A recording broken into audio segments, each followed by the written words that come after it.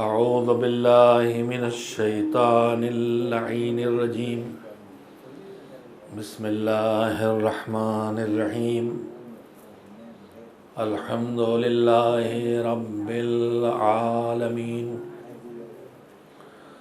والعاقبۃ للمتقین والجنۃ للمؤمنین والنار للملحدین والصلاة والسلام على سید الانبیاء والمرسلین سیدنا ونبینا وشفیعنا ابی القاسم محمد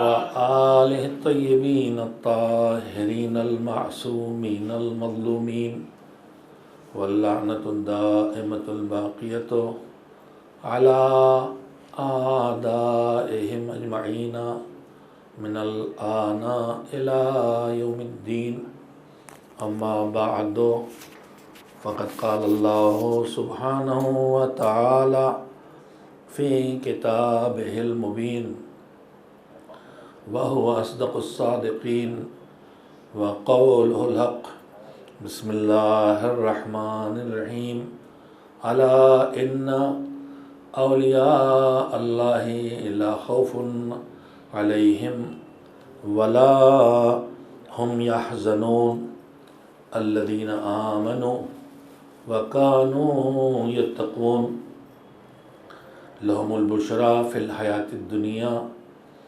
وفی الآخرہ لا تبدیل لکلمات اللہ ذالک هو الفوز العظیم۔ صلوات بھیجیے محمد آپ یہاں سامنے تشریف لے آئیں، کیمرے کی فکر نہ کریں، سامنے بیٹھیے، مسئلہ نہیں کوئی، آپ تشریف لائیں، صلوات بھیجیے محمد سامنے تشریف لائیں۔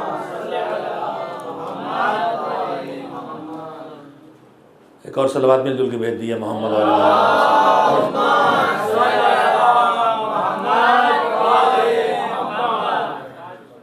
سورہ یونس کی آیات میں سے 62 سے 64 نمبر تک کی آیات کی تلاوت کا شرف آپ کی خدمت میں حاصل کیا ہے۔ پروردگار عالم نے اس میں ایک ہماری زندگی سے جڑے ہوئے بہت اہم مسئلے کے بارے میں اپنا پیغام دیا ہے، رہنمائی کی ہے، وعدہ کیا ہے۔ ہم آپ اس دنیا میں آئے ہیں، ہمارا سفر جاری ہے آخرت کی طرف، اور ہم دنیا کی زندگی سے موت کے ذریعے منتقل ہو کے، ٹرانسفر ہو کے آخرت کی زندگی کی طرف جائیں گے۔ بیچ کے ٹرانزٹ کا نام برزخ ہے۔ ہمارا سفر آخرت پہ جا کے تمام ہوگا۔ آخرت کے 2 حصے ہیں۔ آخرت کی زندگی خالص زندگی ہے، دنیا کی زندگی ملی جلی زندگی ہے۔ کیا مطلب؟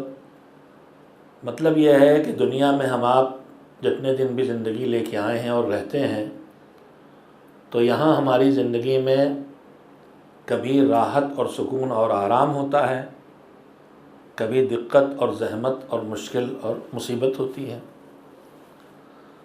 اس دنیا کی زندگی میں ہم سب کوئی ایک ایسا ڈھونڈے نہ ملے گا ہم کو کہ جس کی زندگی میں بس راحت ہی راحت ہو، آرام ہی آرام ہو، سکون ہی سکون ہو، چین ہی چین ہو، نعمت ہی نعمت ہو۔ اور کوئی ایسا بھی ڈھونڈے نہ ملے گا کہ جس کی زندگی میں مصیبت ہی مصیبت ہو، پریشانی ہی پریشانی ہو، مشکل ہی مشکل ہو، نہ کوئی نعمت ہو اور نہ کوئی راحت اور سکون ہو۔ نہ یہاں اس دنیا میں خالص آرام کی جگہ ہے اور نہ خالص تکلیف کی جگہ ہے۔ آرام اور تکلیف کی ملی جلی زندگی ہماری یہ دنیا کی زندگی ہے۔ آپ اس وقت تشریف فرما ہیں،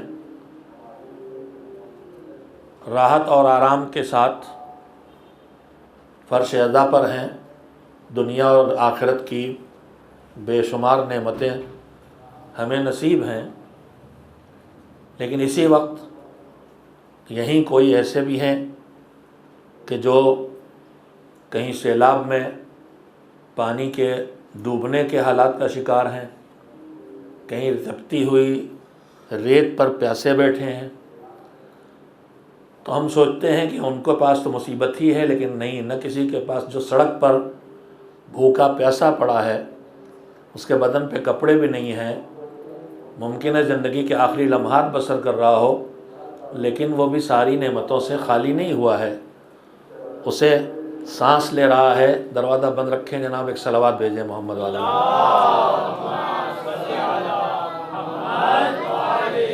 سانس لے رہا ہے تو یہ نعمت ہے جس سے وہ محروم نہیں ہے، اس کی رگوں میں خون دوڑ رہا ہے، اور نہ جانے کتنی نعمتیں اس کے پاس ہیں، ممکن ہے ہم آپ ان کو گن نہیں پاتے۔ تو یہاں کی زندگی، دنیا کی زندگی ہے ملی جزلی زندگی، راحتوں کے ساتھ آرام ہے، راحتوں کے ساتھ دشواریاں ہیں، اور مشکلات کے ساتھ راحت بھی ہیں۔ اگر میں اتنی بات کہہ سکا ہوں تو میں دراصل یہ کہنا چاہتا تھا کہ یہ زندگی کٹ جانے والی زندگی ہے، چاہے ہمارے حساب سے صرف مشکلوں اور مصیبتوں کی زندگی ہو تو بھی کٹ کے ختم، ایک دن ختم ہو جائے گی، اور یہ زندگی چاہے نعمتوں میں ڈوبی ہوئی ہو تب بھی ختم ہو جائے گی۔ تو یہاں اگر مشکل بھی ہے تو ہمیشہ کی نہیں ہے، اور آرام بھی ہے تو ہمیشہ کا نہیں ہے۔ یہاں کی مشکل سے بچنے کے لیے اور یہاں کی راحت اور آرام کے لیے ہم کتنی محنت کرتے ہیں۔ ہم چاہتے ہیں ہمارے پاس ہر سہولت ہو، کھانا پانی اچھا، کپڑے اچھے، رہنے کی جگہ اچھی، سواری اچھی، ہر چیز، اسی کے لیے تو گودو کرتے ہیں نا محنت۔ ہم بیمار نہ ہوں، ہم کمزور نہ ہوں، ہمیں کوئی ستائے نہ، ہمیں کوئی پریشان نہ کرے، ہماری کوئی توہین نہ کرے، ہماری کوئی بے عزتی نہ کرے، بچنا چاہتے ہیں، نقصان سے بچنا چاہتے ہیں، جو ہمارے لیے اچھا اسے اپنانا چاہتے ہیں، جبکہ یہ 60 70 80 سال سے زیادہ لمبی زندگی نہیں ہے۔ اچھی ہے تو کٹ جائے گی، بری ہے تو کٹ جائے گی، مگر آخرت کی زندگی وہ زندگی ہے کہ جہاں ملی جلی زندگی نہیں ہے کہ کچھ اچھی بھی ہے کچھ خراب بھی ہے۔ جیسے ہی قبر میں آدمی جاتا ہے ویسے ہی زندگی دو حصوں میں تقسیم ہو جاتی ہے۔ برزخ میں زندگی یا جنت کی زندگی ہے جیسی، یا جہنم جیسی زندگی ہے، اور آخرت کے بعد زندگی یا جنت کی زندگی ہے یا جہنم کی زندگی ہے۔ جہنم کی زندگی اس خالص مصیبت کی زندگی کا نام ہے جہاں کوئی آرام اور راحت نہیں ہے، اور جنت اس خالص نعمت کا نام ہے کہ جہاں کوئی مصیبت اور تکلیف نہیں ہے۔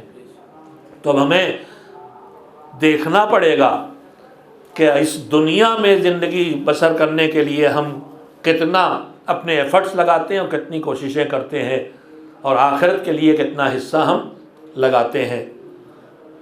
میں نے آپ حضرات کی خدمت میں جو آیتیں پڑھی ہیں اور اس کے بعد جو عنوان کل سے گفتگو کا آپ کی خدمت میں شروع کیا ہے، کامیاب زندگی اور ناکام زندگی۔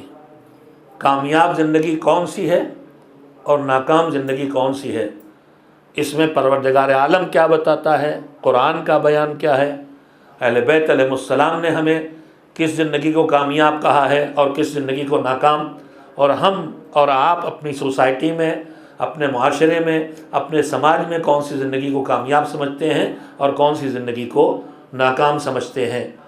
تو پہلی بات یہ عرض کروں گا دھیرے دھیرے کہ ہماری نگاہ میں کامیاب کون اور ناکام کون، لیکن قرآن کی نگاہ میں، دین کی نگاہ میں، مذہب کی نگاہ میں، اللہ کی نگاہ میں، محمد و آل محمد علیہ السلام کی نگاہ میں کامیاب کون ہے اور ناکام کون ہے۔ کامیاب کون ہے انہیں پہچانے، اور ناکام کون ہے انہیں پہچانے، تاکہ کامیاب لوگوں کو پہچان کے سکیں کہ ان کے کامیابی کے پیچھے چھپا کیا ہے۔ اس دنیا میں جیسے ہم دیکھتے ہیں، مثلا ہمیں لوگ بل گیٹس کامیاب ہے ہماری نگاہ میں، تو اس کامیابی تک بل گیٹس کو کیسے پہنچے؟ یا مثلا ہماری نگاہوں کے سامنے بہت سے لوگ ہیں اس وقت جن کا بزنس ارب پتی کھرب پتی تھے اور ملینر تھے، ایک دم سے بزنس بیٹھ گیا، ڈاؤن ہو گئے، تو یہ ناکام جو ہوئے تو کیوں ناکام ہوئے؟ تو ہم جب کامیاب اور ناکام کی تقسیم کرتے ہیں تو ہم اپنے حساب سے دیکھتے ہیں ان کی کامیابی کے اسباب کیا ہیں اور ان کی ناکامی کے اسباب کیا ہیں۔ ایک صلوات بھیجیں محمد و آل محمد۔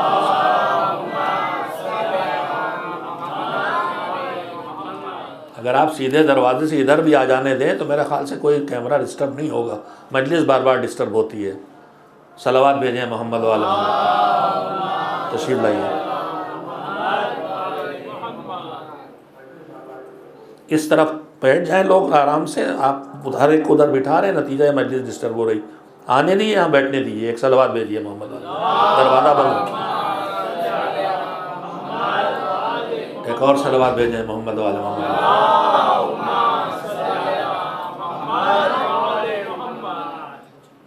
ہم جائزہ لیں کہ پروردگار عالم نے کنہیں کامیاب کہا ہے اور کنہیں ناکام کہا۔ ان میں سے ایک آیت میں روز آپ کی خدمت میں پڑھ رہا ہوں، اور باقی قرآن مجید کی آیات اور معصومین کے ارشادات کی روشنی میں آپ کی خدمت میں پیش کرنا چاہوں گا کامیاب اور ناکام زندگی کون اور کیوں۔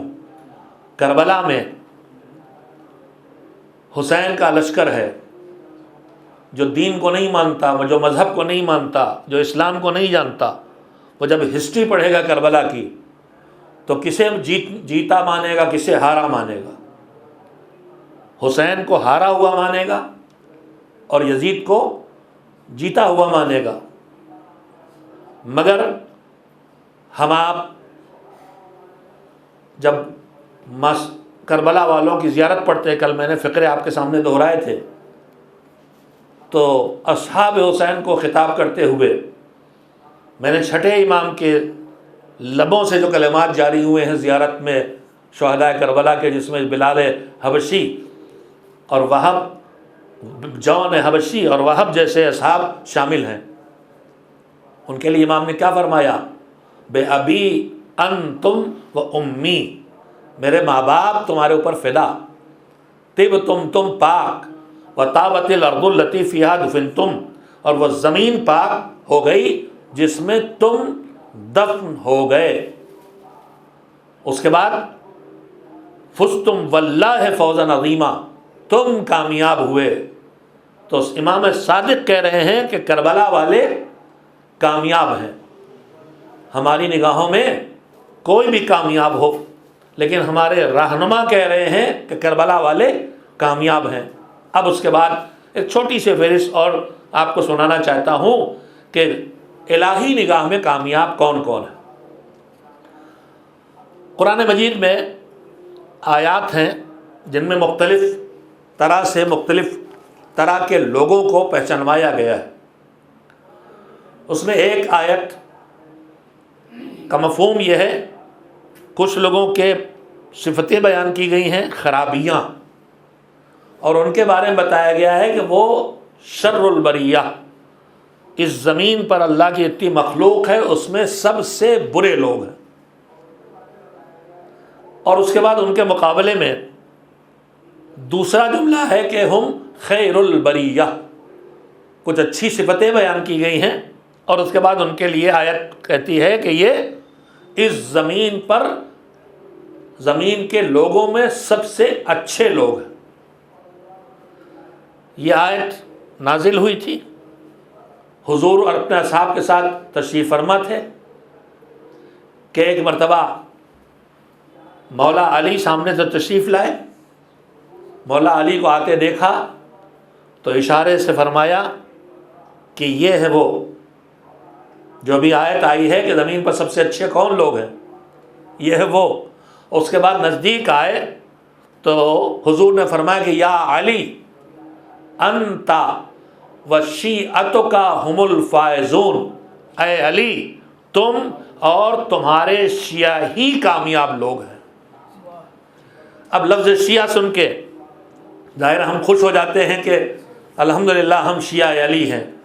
اب بے شک اس میں کوئی شبہ نہیں ہے کہ ہم شیعہ علی ہیں، مگر شیعہ علی خود علی کی زبان میں کون ہے، تاکہ وہ اس کامیابی کو حاصل کر سکیں جو علی کی زبان، جو رسول کی زبان سے شیعہ علی کو نصیب ہوئی ہے.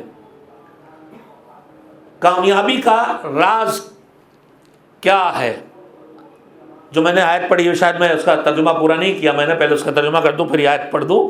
جو جوان میرے بچے بیٹھے ہیں کہ اللہ کہتا ہے الا ان اولیاء اللہ ہے لا خوف علیہم ولا هم یحزنون. یاد رکھو، ہوشیار ہو جاؤ، آگاہ ہو جاؤ، اعلان ہے اللہ کا کہ جو اللہ کے ولی ہیں. کل میں نے وضاحت کی تھی کہ ولی کا مطلب ہے وہ جس سے اللہ کا سیدھا رشتہ ہے، بیچ میں کوئی رکاوٹ نہیں ہے، نہ کوئی وسیلہ. ہمارا اللہ سے سیدھا رشتہ نہیں ہے، ہمارا رشتہ محمد و آل محمد علیہ السلام کے ذریعے ہے. لیکن ان کا رشتہ اللہ سے سیدھا ہے، ان کے بیچ میں اور اللہ کے بیچ میں کوئی نہیں ہے. اولیاء ہیں اور ایک لمبی فہرست ہے، میں نے ان میں جو برترین ہے ان کا تذکرہ آپ کے سامنے کر دیا. تو اولیاء اللہ کے لیے اللہ کہتا ہے نہ خوف ہے نہ حزن ہے، نہ پیچھے جو گزری زندگی اس کے اوپر کوئی ملال ہے کہ یہ چھوٹ گیا، یہ پچھتاوا، یہ چلا گیا، یہ نہیں ہوا، وہ ہوا، یہ بیمار ہوا آزار، اور نہ آگے کا ڈر. البتہ یہ وضاحت کر دوں کہ یہ جو ہے کہ اولیاء خدا، اللہ کے اچھے بندے، پسندیدہ بندوں کے لیے کوئی خوف اور کوئی حزن نہیں ہے. اس سے مراد یہ ہے کہ دنیا کی چیزوں سے جڑی ہوئی زندگی میں نہ انہیں پیچھے کی زندگی کا کوئی پچھتاوا ہے اور نہ آگے کی زندگی کا کوئی ڈر ہے. لیکن اللہ کی بارگاہ سے جڑی ہوئی زندگی میں انہیں ہر وقت یہ احساس رہتا ہے کہ اور اچھا اللہ کی بارگاہ میں عبادت کر لی ہوتی، اور بہتر عبادت کر لی ہوتی، آگے اللہ کی بارگاہ میں حاضری دینا ہے، اس کی اور تیاری کر لیں، اور تیاری کر لیں. تو ان کا حزن اور خوف دنیا کی زندگی کے بارے میں نہیں ہے، مگر بارگاہ خدا میں جانے کے بارے میں ان سے زیادہ فکر مند کوئی نہیں ہے اولیاء خدا سے. اور وہ کون ہے؟ الذین آمنوا وکانوا یتقون. اللہ کے وہ بندے جن کے لیے نہ خوف ہے نہ حزن ہے، وہ ہیں کہ جو ایمان لائے اور جنہوں نے ایمان لانے کے ساتھ ساتھ تقوی کی زندگی اختیار کی، یعنی اللہ کی اطاعت کی راہ اپنائی، اپنی مرضی کی زندگی بسر نہیں کی. ہمیشہ دیکھا مالک کیا چاہتا ہے وہ کریں، مالک کو کیا ناپسند ہے اس سے خود کو روک لیں. اب اس کے بعد اللہ ان کے لیے خبریں دینا شروع کر دیتا ہے. پہلی بات تو نہ ان کے خوف ہے نہ حزن ہے، اس کے بعد دوسرا کیا ہے؟ لہم البشرا، ان کے لیے اچھی خبریں، ان کے لیے اچھی خبر ہے. کہاں اچھی خبر ہے؟ فی الحیات الدنیا، دنیا کی زندگی میں بھی، والآخرہ، اور آخرت کی زندگی میں بھی. جو ایمان کے ساتھ ساتھ تقوی والی زندگی بسر کریں گے، یعنی اپنے واجبات کا خیال رکھیں گے، حرام سے خود کو بچا کے چلنے کی کوشش کریں گے، اللہ کہتا ان کے لیے دنیا کی زندگی میں بھی اچھی خبر ہے اور ان کے لیے آخرت کی زندگی میں بھی اچھی خبر ہے. پھر اس کے بعد اگلا وعدہ کرتا ہے لا تبدیل لکلمات اللہ، اور یاد رکھنا کہ اللہ کی باتوں میں کوئی تبدیلی ہونے والی نہیں ہے کہ آج یہ وعدہ کر لے اور کل اپنے وعدے سے مکر جائے. اگر تو ایمان کے ساتھ تقوی والی زندگی بسر کرو گے تو پھر یاد رکھو کہ تمہارے لیے دنیا کی زندگی میں بھی خوشخبریاں ملتی رہیں گی اور آخرت کی زندگی میں بھی تمہیں خوشخبری ملے گی. اور اس کے بعد پروردگار عالم آخری بات کہتا ہے کہ اگر دنیا کے ساتھ آخرت کی زندگی میں بھی تم اپنے آپ کو اچھی خبر پانے کے لائق بنا لو تو پھر ذالک هو الفوز العظیم، یہ ہے سب سے بڑی کامیابی. یعنی کہنا یہ چاہتا ہوں کہ اسلام یہ کہہ رہا ہے کہ 4 صورتیں انسانی زندگی کی ہو سکتی ہیں، دنیا میں بھی کامیاب، آخرت میں بھی کامیاب. اس کا الٹا، دنیا میں بھی ناکام، آخرت میں بھی ناکام. اس کے بیچ کی 2 صورتیں، دنیا میں کامیاب، آخرت میں ناکام. چوتھی صورت، دنیا میں ناکام مگر آخرت میں کامیاب دنیا میں تنگ دستی، غربت، بیماری، بے چینی سب میں گزر گئی مگر کٹ گئی، لیکن آخرت میں جہنم سے نجات، اللہ کی رحمت، جنت، ایک صورت۔ دوسری صورت دنیا میں کامیاب، آخرت میں ناکام۔ بہت سے ظالم بادشاہ جتنے گزرے، حکومتیں کی، چاہے باپ کو مارا، چاہے بھائی کو مارا، چاہے اہل رسول کو مارا، حکومتوں پہ آ گئے، دنیا کے لحاظ سے کامیاب مگر آخرت میں ناکام۔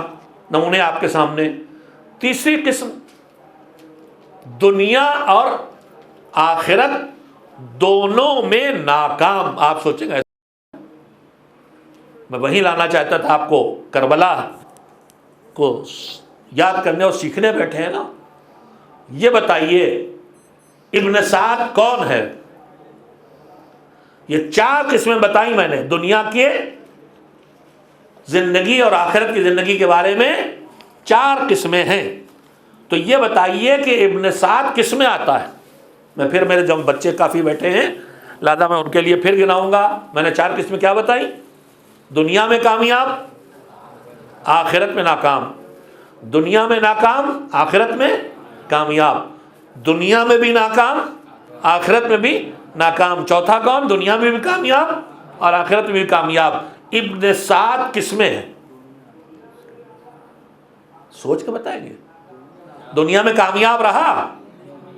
نہیں، سوچ کے نہ بتائیے، مجلس بچپن سے سن رہے ہیں آپ۔ یہ بتائیے ابن سعد نے لشکر یزید کی سرداری اور قتل حسین کا فیصلہ کس چکر میں کیا تھا؟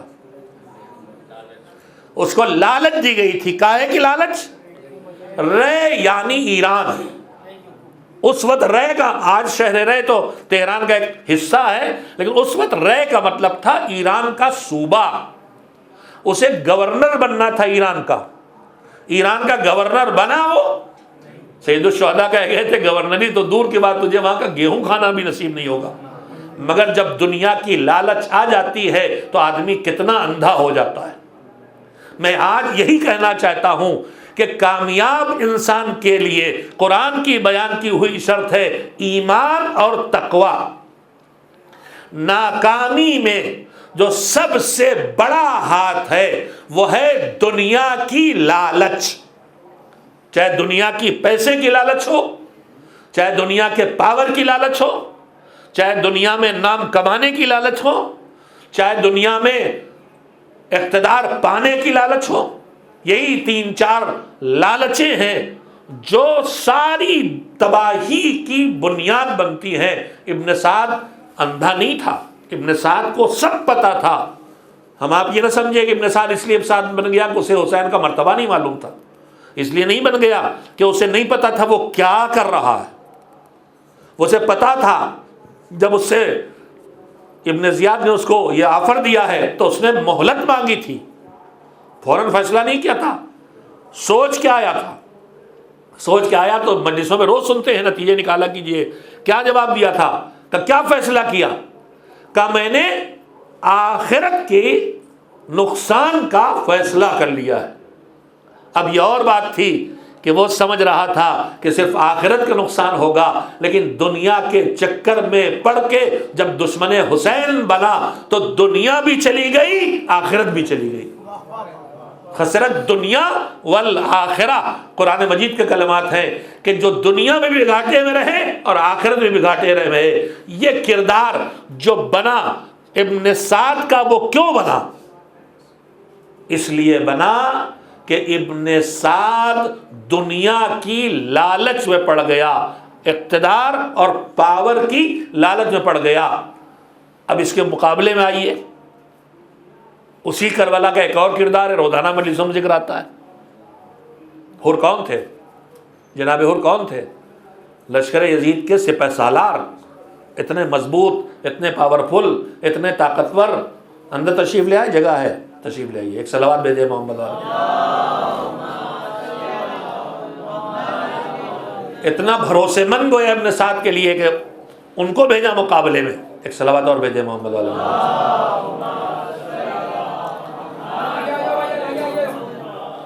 صلوات بھیجتے رہیے، آگے بیٹھ جائیے جلدی سے۔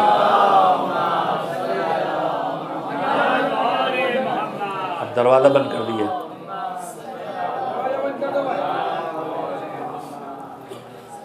اگر آپ حضرات شروع سے آ جایا کریں تو بہتر رہے گا اور صلوات بھیجیں محمد دوسری شب جمعہ، شب دعا، شب رحمت، شب مغفرت برائے خوشنودی ابا عبداللہ الحسین علیہ السلام بلندتر صلوات.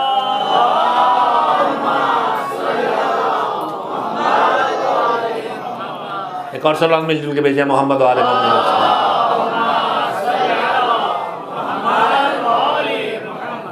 ہور کیوں بن گئے؟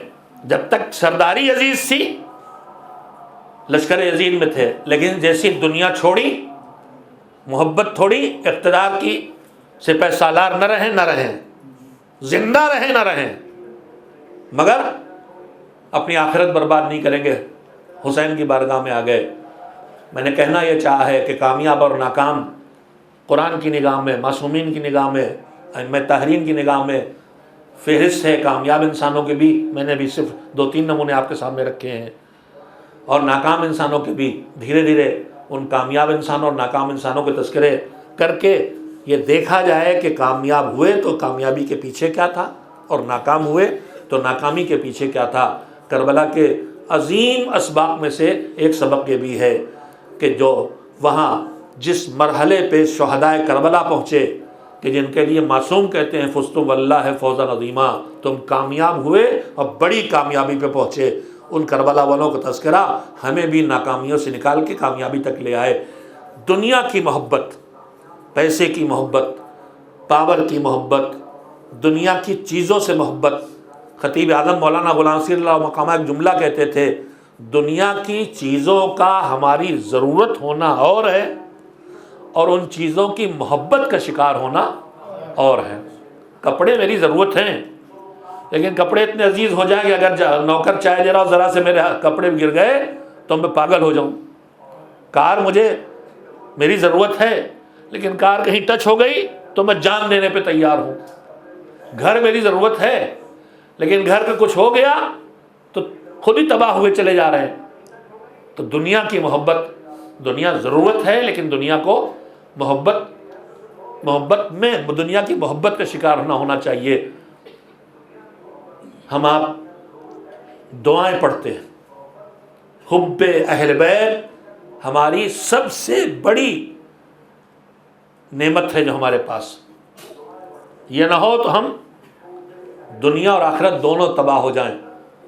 مگر اس اہل بیت کی محبت کی جو زبردست دشمنی ہے وہ کس سے، یا یوں کہوں کہ وہ کیا ہے جس کی زبردست دشمنی حب اہل بیت سے ہے. دعائے ابو حمزہ صومالی سید سجاد علیہ السلام کی وہ دعا جو آپ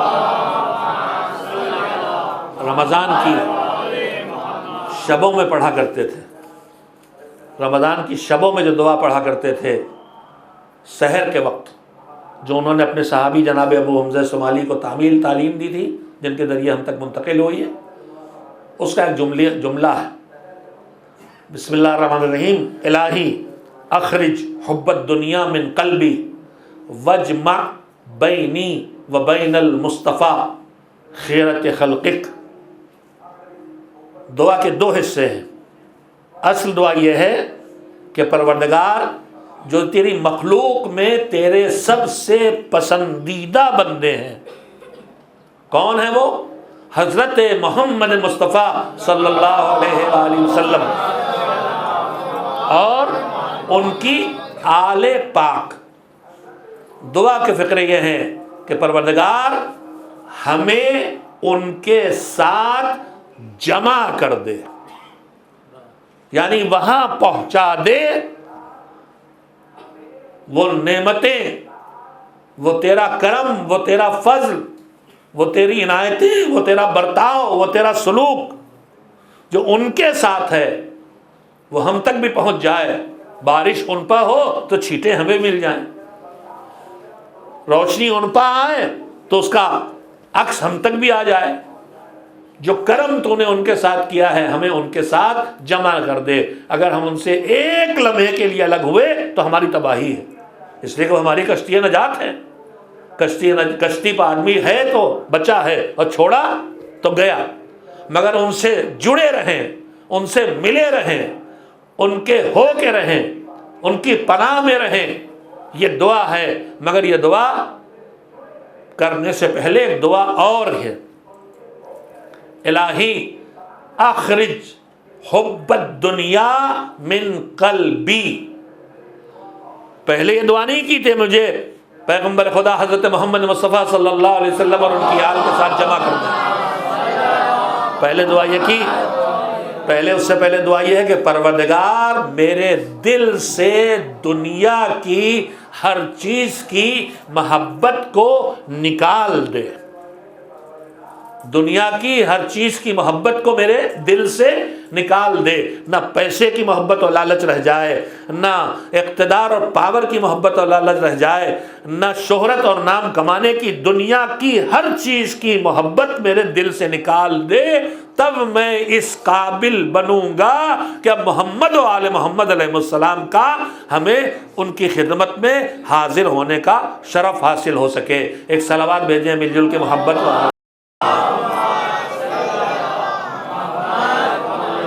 میں نے اب تک 2 باتیں آپ کی خدمت میں کہنا چاہی ہیں.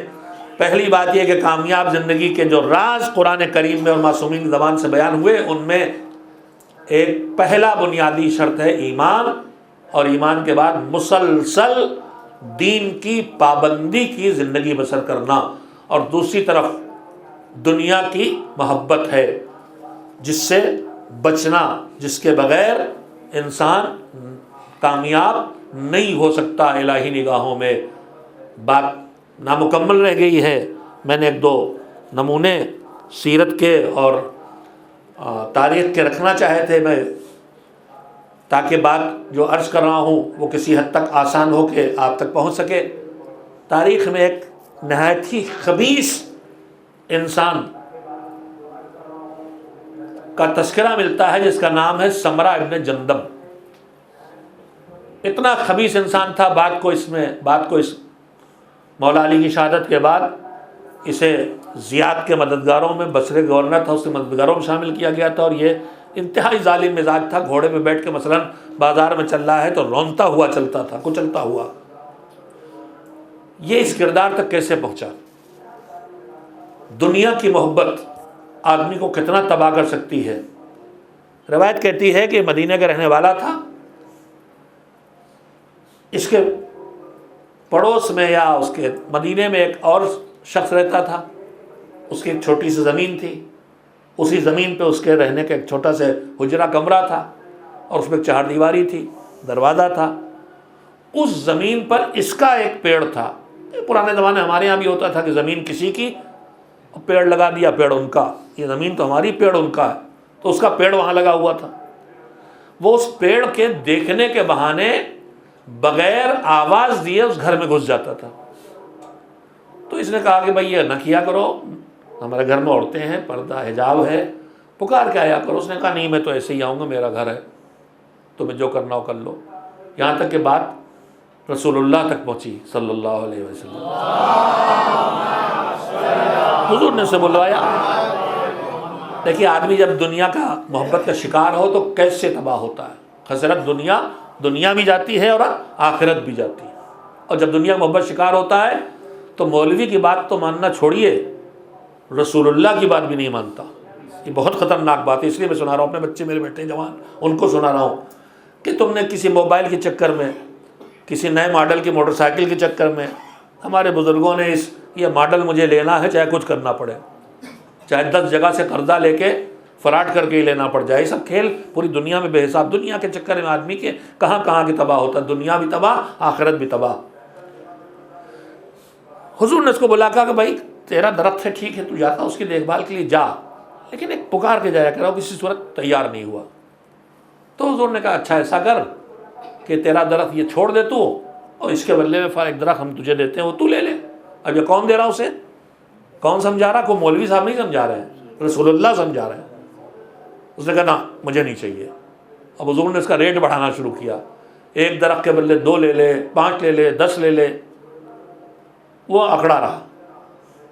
دیکھیے دنیا کے چکر میں آدمی آگے کتنا بد نصیب ہو جاتا ہے، اکڑا رہا، سنتا ہی نہیں۔ حضور نے ابھی تو وہ دنیا ہی کے حساب سے حضور دے رہے تھے، 1 کے 10 دے رہے تھے مثلا، مجھے یاد نہیں کہاں تک گنتی گئی، 10 تک گئی کہ 70 تک گئی، کافی بڑی تعداد میں آفر کی مگر اسے قبول نہیں کیا۔ تو حضور نے سوچا کہ چلو بھائی دنیا کے چکر میں نہیں چھوڑ رہا ہے تو اسے آخرت کی طرف لے جاؤ۔ کہا کہ اچھا ایسا کرو کہ تم یہاں ایک درخت یہ دے دو، اس کو چھوڑ دو اور جنت میں اس سے ایک درخت لے لو۔ اب آپ سوچئے ایک کھجور کے پیڑ کی قیمت کیا مل رہی ہے؟ جاگیر۔ جاگیر کہاں؟ آخرت والی، جو کبھی چھننے والی۔ اس سے بڑا آفر کچھ ہو سکتا تھا؟ ہمارے پاس بھی اللہ کی طرف سے روز آفر ہوتے ہیں، 1 رکعت نماز پڑھو گے 10 کا ثواب ملے گا، جماعت میں آ جاؤ گے 70 کا ثواب ملے گا، 2 آدمی ہو جائے 7,000۔ تو آفر تو ہمارے پاس بھی آیا کرتے ہیں بہت، لیکن ہم کتنے آفر کو ٹھکراتے ہیں، اور ٹھکراتے تو اس کے پیچھے کیا ہے؟ اس کے پیچھے یہی ہے کہ ہم بھی کہیں نہ کہیں دنیا کے چکر میں پڑے ہوتے ہیں۔ اگر دنیا کے چکر نہ پڑیں تو جو آفر روز آ رہے ہیں مذہب کے، ان کو ہم ٹھکرائیں گے نہیں۔ اس نے ٹھکرانا شروع کیا۔ حضور نے کہا کہ جنت میں درخت لے لے، اس نے کہا نہیں چاہیے مجھے۔ اب یہ اس کی بد نصیبی کی انتہا تھی۔ اسی کو کہتے ہیں خسرت دنیا والآخرہ، دنیا بھی گھاٹے کی۔ اب ہوا کیا؟ حضور نے کہا کہ اب جاؤ اور درخت اکھاڑ کے اسے پھینک دو، دے دو، لے جائے اپنا درخت۔ اس کے بعد حضور نے ایک حدیث فرمائی جو اسلام کے بنیادی اصولوں میں ہے اور جو ہمیں یاد رکھنا چاہیے۔ بس میں بات کو آج ختم کر رہا ہوں، کربلا کا ایک پیغام ہی دیتے ہوئے حضور نے کہا یہ درخت کے بہانے گھر والوں کو ستا رہا تھا۔ جب پہنچ گئے بغیر آواز کے چلے گئے، اور عورت ہے سر پہ چادر ہے کہ نہیں، کس کیفیت میں ہے، کچھ نہیں، ستا رہا تھا۔ تو سزا یہاں تک پہنچی کہ اس کا درخت اکھاڑ کے اس کو دے دو۔ پھر حضور نے فرمایا دروازہ بند کر دے، لا ضرر ولا ضرار فی الاسلام۔ بہت بڑا قانون ہے، کم سے کم عزاداران سید الشہداء آج صرف اس کو یاد رکھ لیں۔ حضور نے فرمایا کہ لا ضرر ولا ضرار فی الاسلام، اسلام میں نہ نقصان اٹھانا ہے نہ نقصان پہنچانا ہے۔ کربلا کا پیغام بھی یہی ہے کہ کربلا یہ کہہ رہی ہے کہ نہ ظلم کرنا ہے نہ ظلم برداشت کرنا ہے، نہ ظلم کرنا ہے نہ ظلم سہنا ہے، نہ نقصان اٹھانا ہے نہ نقصان پہنچانا ہے۔ ہم عزادار ہیں، ہم حسین والے ہیں، تو ہمیں یہ خیال رکھنا چاہیے کہ نقصان اگر ہو بھی جائے تو ہو جائے، مگر ہم کسی کا نقصان نہ کریں۔ ہمارے جلوس نکلے تو ہم کسی کے راستے کو نہ روکیں، کوئی بیمار ایمبولینس سے پیچھے تعطل کا شکار نہ ہو کہ وقت پہ اسپتال نہ پہنچ سکے۔ ہم اپنی جلوس نکالیں تو راستے نہ بند ہوں، ہمارے آنے جانے سے راستوں کو رکاوٹ نہ کھڑی ہو جائے، ہماری تیز آواز سے لاؤڈ اسپیکر چلانے سے کسی کو ڈسٹربنس نہ ہو، ہمیں رات میں زیادہ دیر تک چہل پہل اور شور شرابے سے ہمارے پڑوسیوں کو تکلیف نہ ہو۔ یہ حسین کا مزاج نہیں ہے، یہ کربلا کا مزاج نہیں ہے۔ مذہب ہم سے کہتا ہے دوسروں کا خیال پہلے رکھ کرو پھر اپنا خیال کرو۔ ہم روزانہ سیرت کے نمونے سنتے رہتے ہیں، دیکھیے کربلا میں کہاں سے کہاں تک دوسروں کے خیال کی تاریخ ہے۔ بی بی زہرا کی سیرت کے ٹکڑوں میں یہ بات بچپن سے ہم سنتے آئے ہیں، شب جمعہ کے لیے بھی اور شب قدر کے لیے بھی روایات میں موجود ہے کہ ساری رات دعا کی، مگر کبھی اپنے گھر کے لیے، اپنے کنبے کے لیے، اپنے لیے کوئی دعا نہ کی۔ بڑے بیٹے نے پوچھ کے بتانا چاہا، وہ تو جانتے ہیں کیوں اماں کر رہی ہیں ایسا، مگر نہ پوچھیں تو ہم کو کیسے پتہ چلے۔ لہذا کبھی کبھی معصومین کے سوالات اس لیے نہیں ہوتے تھے کہ وہ نہیں سمجھے، وہ نہ سمجھیں گے اپنی ماں کا مزاج تو کون سمجھے گا، اور وہ نہ سمجھیں گے کہ مادر اماں کیا کہہ رہی تو اور کون سمجھے گا۔ لیکن پوچھنا ہمارے بتانے کے لیے ہوتا تھا کہ اماں آپ نے ساری رات دعا کی، اپنے لیے کچھ نہیں؟ تو فرمایا بنیا الجار ثم الدار، پہلے پڑوس پھر خود۔ تبرک لینے جائیں تو پہلے ہم نہیں، پہلے آپ۔ مجلس میں آگے بیٹھے ہیں تو سب سے اچھی جگہ ہماری نہیں، پہلے کمزور کی۔ ہر جگہ دوسرے کا خیال رکھیں، یہ پیغام ہے، اور کربلا کے پیغام ہر جگہ دکھائی دیتا ہے۔ وہاں تو دشمن کا بھی اتنا خیال رکھا گیا ہے کہ جو ہمارے تصور سے باہر ہے۔ ایام عزا شروع ہو چکے، آج 2 محرم کی شب آ گئی ہے، حسین کا قافلہ کل صبح کربلا پہنچا ہے. ابھی میں نے مسجد کے مجلس میں مصاحب کے اس حصے کا تذکرہ کیا تھا. مجھے اسی وقت خیال آیا کہ یہاں اس دوسرے پہلو کو پیش کروں کہ یہ دوسروں کا خیال رکھ کے جینے کی کیسی ان کی سیرت تھی اور کیسا ان کا سبق تھا. قافلہ ٹھہرا ہے, جتنے برتن ہیں حسین نے حکم دیا سب پانی, جتنا پانی ممکن ہو سکے سب بھر لیا جائے. لوگ یہ سمجھے کہ آگے ان علاقوں سے گزرنا جہاں شاید پانی نہیں ملے گا, حکم امام تھا, بھر لیا گیا. اس کے بعد قافلہ آگے بڑھا. دور سے دیکھ کے نیزوں کی یعنی گھڑ سوار لوگ وردیوں میں, اصحاب حسین نے ایک مرتبہ تکبیر کی آواز بلند کی. پوچھا امام نے کیا بات ہے, تو ان کا لگتا ہے کوئی نخلستان ہے کھجوروں کا کہ پیڑ دکھائی دے رہے ہیں. دور سے ایسا لگا جیسے کھجور کے پیڑ ہوں تپتی ہوئی دھوپ میں. نخلستان مطلب پانی بھی مل جائے گا, سایہ بھی مل جائے گا. امام نے کہا اور غور سے دیکھو. خلاصہ کلام یہ جب تھوڑا اور گزرا وقت تو معلوم ہوا کہ ایک لشکر ہے جو آ رہا ہے, نیزے تلواریں ہاتھوں میں, لیکن پیاس کی شدت سے زبانیں منہ سے نکلی ہوئی, گھوڑوں تک کی زبانیں منہ سے نکلی ہوئی ہیں. حسین نے قافلہ روکا, حکم دیا کہ سب کو پانی پلاؤ, اور یہ بھی حکم دیا کہ جانوروں کو بھی پانی پلاؤ, اور جب تک وہ خود سے اپنا منہ پانی سے ہٹا نہ لیں پانی ان کے سامنے سے نہ ہٹانا. قربان اس حسین پر کہ جو جانتا ہے یہ کون ہے اور کیوں آئے ہیں. یہ وہ ہے جو پانی بند کریں گے اور میرے اصغر کو میری گود میں پیاسا دبا کر دیں گے, مگر کہ انہیں پانی پلاؤ اور ہٹانا نہیں جب تک کہ یہ خود منہ ہٹا نہ لے. ظالم خود روایت کرتا ہے کہ اس تک مشکیزہ پانی کا تھا, لیکن پیاس کی شدت کی وجہ سے اتنا بے حال تھا کہ وہ پانی پینا چاہتا تھا لیکن پانی اسے چھلک کے گر جاتا تھا. حسین ایک شفیق اور مہربان باپ کی طرح آگے بڑھے, اپنے ہاتھوں سے دہانے بس پکڑ کے قطرہ قطرہ کر کے اس کو پانی پلایا. میرے مولا تم اس پیاس سے جنہیں پانی پلا رہے ہو سوکھے گلے پہ خنجر چلائیں گے, پہلو سے آواز آ رہی ہوگی ولدی ولدی ذبحوک ومن شرب الماء منعوک. حسین نے ان کو پانی پلا دیا, انہوں نے دیکھا سمجھا سب کچھ, مگر دنیا کی محبت کیا دبوٹی ہے. ان میں سے صرف ہر نکل کے آئے, بس میں 2 فقرے اور پڑھوں, 2 آنسو انشاءاللہ اور آ جائیں. حسین پانی پلا کے آئے کربلا میں, ان پہ پانی بند ہوا, 7 کو پانی ختم ہوا, 10 کو زہرا کا بھرا گھر اجڑ گیا.